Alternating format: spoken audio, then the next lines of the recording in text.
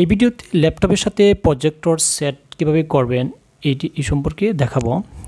তো এই জন্য প্রথমে আমরা আমাদের একটা ল্যাপটপ প্রয়োজন হবে। এই যে একটা ল্যাপটপ, আপনার ভিডিওতে দেখেন একটা ল্যাপটপ দেখাচ্ছি।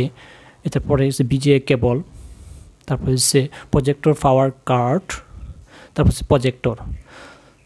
তো প্রথমেই আমাদের এবং স্পিকার এবং একটা স্পিকার কীভাবে সেট করবেন।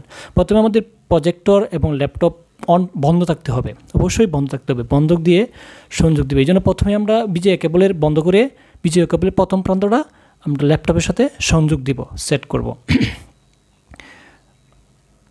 তারপর আমরা যে বিজিএ কেবল অপর মাথাটা আমরা প্রজেক্টরের সাথে, এই যে দেখেন প্রজেক্টরের সাথে আমরা সংযোগ দিব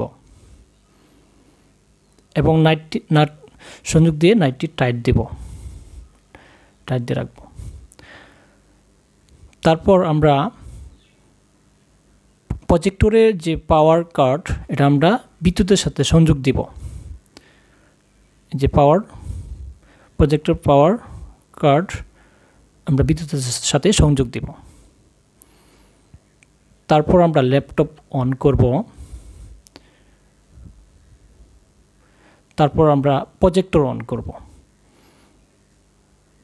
প্রজেক্টর অন করে আমরা ল্যাপটপ অন করে আমরা যে প্রজেক্টরের যে কভার আছে এটা আমরা প্রজেক্টরের সাথে পাওয়ার অ্যাডজাস্ট করব।